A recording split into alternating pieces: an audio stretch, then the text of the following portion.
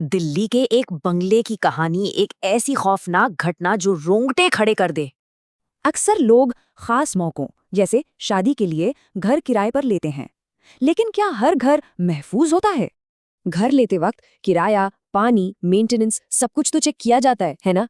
लेकिन एक परिवार एक खास चीज जांचना भूल गया और इसकी कीमत उन्हें एक खौफनाक अनुभव से चुकानी पड़ी। ये कहानी है दिल्ली की। आशिमा की शादी में सिर्फ 2 दिन बाकी थे और रिश्तेदारों के लिए एक पुराना बंगला किराए पर लिया गया। दिन भर की रस्मों से थककर आशिमा आधी रात को सुकून के कुछ पल बिताने छत पर चली गई। चांदनी रात थी। छत के एक कोने में उसे कोई बैठा हुआ दिखा।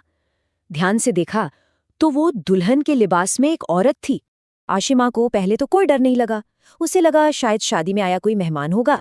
वो उस औरत के पास गई और बोली, देर हो गई है, नीचे चलें? पर कोई जवाब नहीं आया। जब वो बस 1 मीटर दूर थी, उसे एहसास हुआ कि कुछ तो बहुत अजीब है, कुछ बहुत गलत।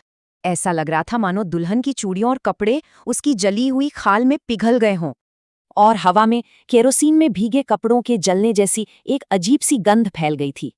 और फिर उस साये ने मुड़कर देखा।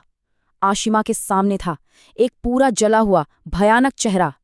वो चीखते हुए भागी, पर साड़ी पैरों में उलझी और वो सीढ़ियों से गिर पड़ी। उसकी कोहनी टूट गई। अगले दिन जब घर की नौकरानी ने ये सब सुना तो उसने परिवार को एक चेतावनी दी, एक खौफनाक चेतावनी। उसने बताया कि वो 40 साल पहले इसी घर में काम करती थी और इस घर का एक गहरा दुखद राज जानती थी। नौकरानी ने सुनाई एक अफगान दुल्हन की कहानी, एक खूबसूरत और हुनरमंद लड़की की दर्दनाक कहानी। जब तानों से बात नहीं बनी तो ससुराल वालों ने उसकी इज्जत से खिलवाड़ करने की एक घिनौनी साजिश रची।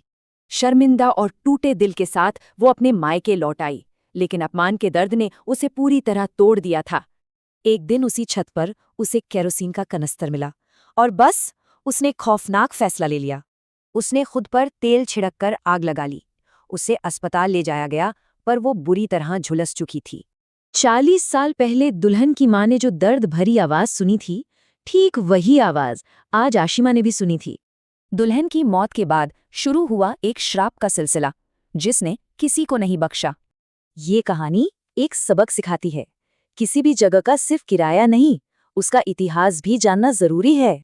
सोचने वाली बात है कि हम जिन घरों में रहते हैं उनकी दीवारों में न जाने कितने राज दफन होते हैं।